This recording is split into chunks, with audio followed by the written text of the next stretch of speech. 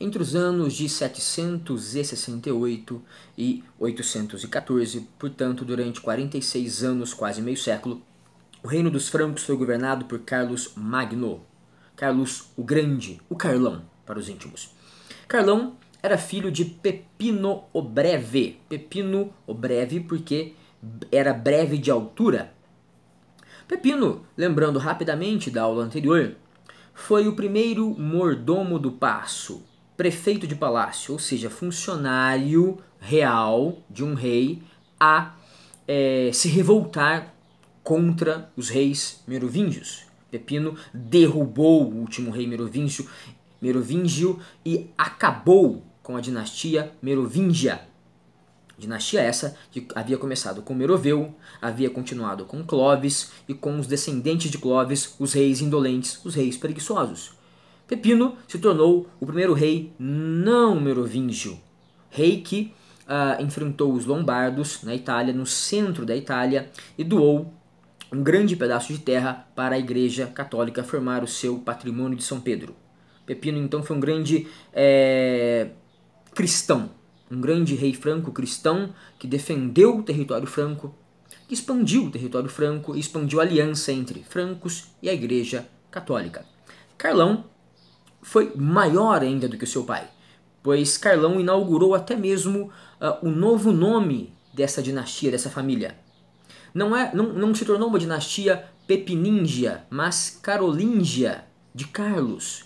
Tamanha foi a grandeza de Carlos perante até mesmo seu pai Pepino. Carlos reforçou a aliança com a Igreja Católica. De que maneira?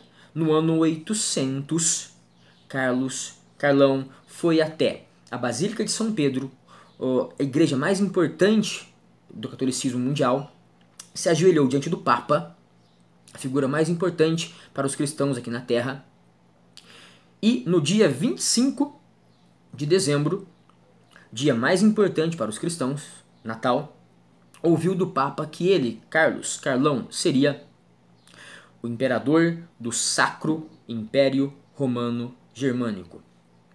Simplesmente, o Papa estava dizendo: Carlão, o Império Romano do Ocidente renasceu, posto que o Império Romano do Oriente já continuava existindo, era o Império Bizantino, que nós veremos numa outra videoaula.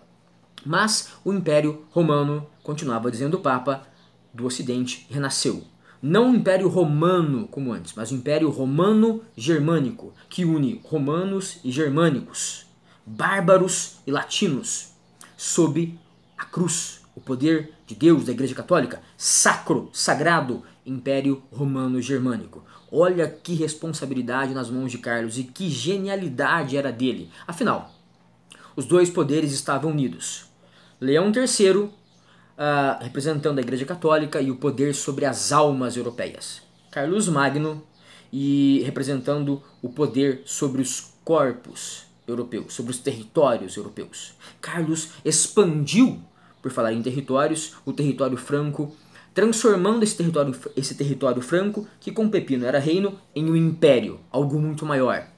Hoje, o Império Franco juntaria França, Alemanha, Bélgica, Holanda, Suíça, Áustria, Hungria, Eslováquia, República Tcheca e partes da Itália e da Espanha.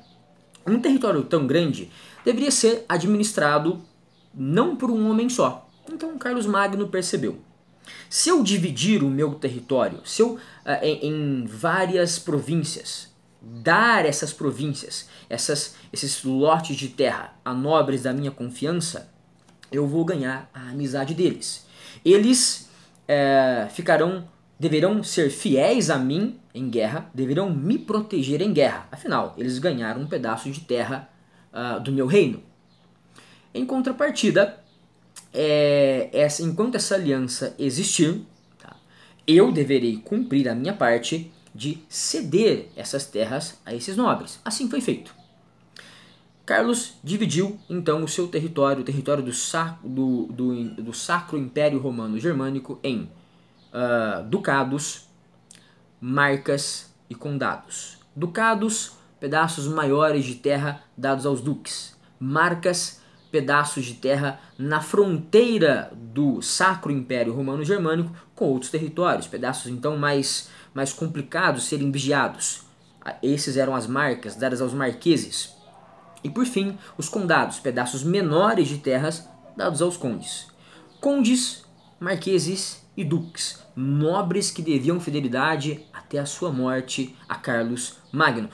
Nobres que tinham a responsabilidade de vigiar as terras ganhas, nobres que tinham a responsabilidade de produzir nelas, de cobrar impostos e multas que bem desejassem, e que também deveriam fazer as leis de Carlos valer ali, nessas terras, nesses territórios dados por Carlos. Essa relação que Carlos inaugurou na Europa cristã era a relação de vassalagem. O rei suzerano distribui terras, ele como um nobre, a outros nobres. Esses outros nobres devem fidelidade militar a esse rei, a esse suzerano. Bem, essa forma de aliança foi genial. Carlos se manteria protegido então pelos nobres que ganharam terras, duques, marqueses e condes. Mas e para vigiá-los?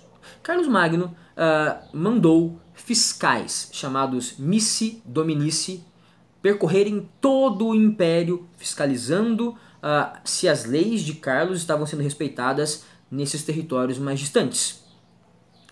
Temos aqui então um sistema de administração extraordinário. Fiscais reais, os missi dominici. Terras distribuídas para que o rei se mantivesse protegido, para que o rei mantivesse seu território protegido. Tudo caminhava bem e a própria corte de Carlos Magno era uma corte errante. O palácio principal, podemos dizer, era o palácio de La-Chapelle, no noroeste da França, mas essa corte viajava por todo o território franco. Carlos Magno, embora imperador de um grande território, não tirava os olhos de cada parte desse grande império. A moral dessa aula é: quando você dá alguma coisa para alguém, você recebe algo em troca. Carlos deu terras e recebeu proteção, fidelidade, aliança.